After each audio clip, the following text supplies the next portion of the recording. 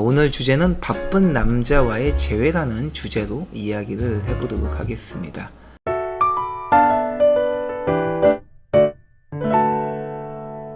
모두가 나와 같은 일상을 보내는 것이 아니기에 나와 같은 여유를 갖고 있지 않은 남자들도 있을 겁니다. 유독 바쁜 남자와의 재회는 어떻게 해야 할까요? 바쁜 남자와 연애, 바쁜 남자와 재회 다 마찬가지의 결로 이야기해 볼 수 있을 것 같아요. 저는 재회라는 개념을 일반적인 연애와 크게 차이를 두고 생각하지 않는 입장이라서 재회하고 싶은 남자들 볼 때 연애하고 싶은 남자가 바쁜지 여부와 똑같이 생각하셔도 될 것 같습니다. 그냥 하나의 개념으로 바쁜 남자와 연애를 하고 싶다고 가정해 봤을 때 그 남자와 연애하는 게 어려운 건지, 어렵다면 어떤 부분 때문에 어려운지, 그 어려운 걸 해결하려면 어떻게 해야 하는지에 대한 이야기를 좀 해보겠습니다. 자, 감정이 만들어지는 원리가 태어날 때부터 정해진다고 생각하진 않습니다.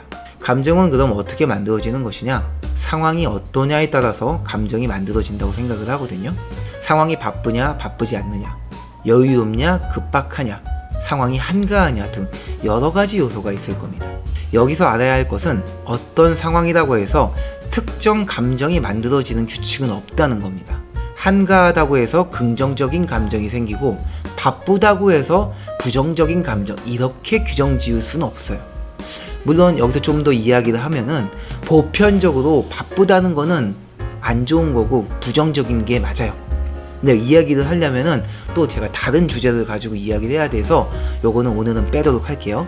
그것까지 얘기하면 너무 얘기가 산으로 가기 때문에 오늘 할 얘기만 하도록 하겠습니다. 자, 바쁘다고 해서 무조건 부정적인 감정이라고 규정 지을 수는 없습니다. 자, 바쁘지만 긍정적인 감정이 생기는 사람도 있거든요.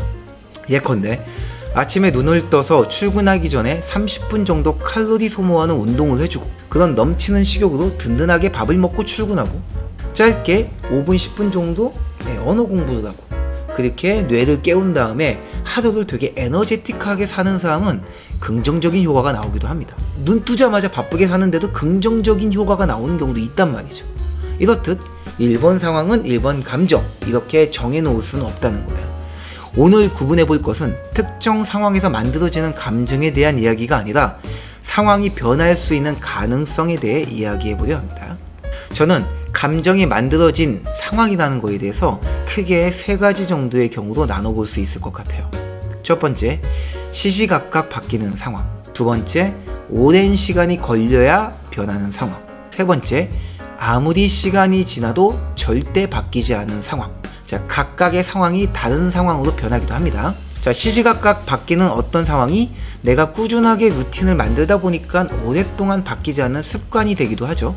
그걸 더 견고하게 다지고 생활에 밀착시키다 보니 영원히 변하지 않는 상황으로 만들 수도 있습니다. 자, 반대가 될 수도 있고요. 그런 변수는 차치하고 일반적으로 접근해 볼 때 시시각각 바뀌는 상황이라고 한다면 뭐가 있을까요? 몇 시에 일어날지, 몇 시에 잘지, 무슨 옷을 입고 출근할지, 음식은 뭘 먹을지, 집에 가는 길에 소주 한 병을 사 먹을지, 국밥 한 그릇을 먹고 잘지, 이런 것들이 있을 겁니다. 내 맘대로 제어할 수 있는 그런 상황들이 아마도 시시각각 바뀌는 상황이겠죠. 자, 꽤 오래 걸려야 바뀌는 상황이라면 교통사고가 나서 발가락이 부러졌는데 발가락이 부러지기 전과 똑같이 걸으려면 적어도 몇 달이 필요하겠죠. 길게 자르던 머리를 싹둑 잘랐어요. 다시 긴 머리가 되려면 또 한 1, 2년 필요할 겁니다. 자, 마지막, 영원히 바뀌지 않는 상황이라면 나라는 삶의 성별이 있겠죠. 그리고 내 부모님의 존재, 내가 한국인이라는 것, 이런 것들은 절대 바꿀 수 없는 거에 보통 속합니다. 이런 상황들에 의해서 내 감정이 만들어질 건데 내 감정에 가장 영향을 많이 받는 상황이 무엇일까 라고 생각해 봤을 때 저는 영원히 바뀌지 않는 상황이라고 생각을 합니다. 그런 상황에 의해서 만들어진 감정일수록 우리를 많이 지배하고 시시각각 바뀌는 상황일수록 감정에 크게 영향을 받지 않는다고 생각합니다. 하지만 우리가 보기에는 시시각각 바뀌는 상황은 감정의 요동을 치게 만들기에 더 영향을 많이 미치는 것처럼 착각이 들기도 합니다. 자, 한가로운 주말 아침에 기분 좋게 일어났는데 화장실 문에 머리를 부딪혔어요. 순간 기분이 갑자기 확 나빠집니다. 투덜투덜대고 스발스발 거리면서 주방에 내려갔더니 내가 좋아하는 반찬으로 맛있는 밥상이 준비가 되어 있는 거예요. 금세 또 기분이 좋아졌네요. 자, 이 상황을 앞으로 내가 잘 제어를 한다면 화장실 문에 머리를 부딪히지 않도록 살금살금 걷고 항상 내가 좋아하는 반찬을 먹도록 식단을 유지하고 아침에 기분 좋게 깨도록 전날 컨디션 관리를 잘한다면 더 이상 나의 감정은 이런 상황들의 영향을 받지 않을 겁니다. 하지만 이렇게 기분 좋은 하루를 만들고 있는 나에게 내 직업이 너무 마음에 안 든다면, 회사 월급은 쥐꼬리만 한데 직장 상사는 성격이 괴팍해서 맨날 날 갈구고, 그래서 정말 이직하고 싶은데 내가 여기서 경력을 더 쌓아야 된다면, 그래야지만 이직을 할 수 있다면, 이런 상황이 함께 있다면 어떤 상황에 의해 만들어진 감정이 영향을 더 많이 받을까요?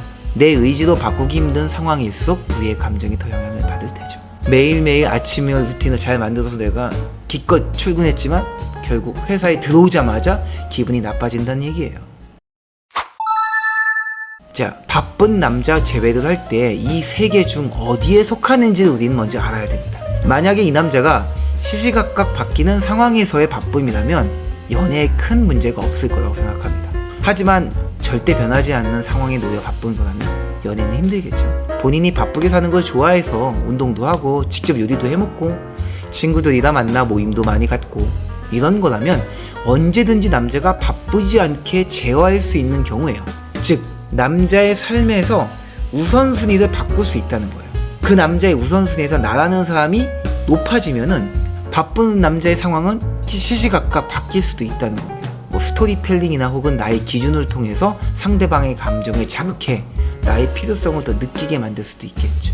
나와의 관계에 더 필요함을 느끼게 만들 수도 있겠죠. 그러면은 그 남자의 삶을 우리는 충분히 어렵지 않게 변화시킬 수 있을 겁니다. 하지만 다른 상황에서의 이유로 바쁜 남자라면 아무리 자극하고 상대방 태도를 적극적으로 이끌어내려고 해도 어려울 거예요. 오히려 나와의 인연은 아니라고 생각해서 포기하고 회피할 확률이 높죠. 잘해보고 싶지만 극복할 수 없는 상황에 극심한 압박을 주게 되는 꼴일 수도 있습니다. 그래서 이 남자의 바쁨이 어떤 부분에 속하는지를 먼저 알고 접근하는 게 중요하다는 거, 오늘 요 포인트를 이야기해 드리면서 마치도록 하겠습니다.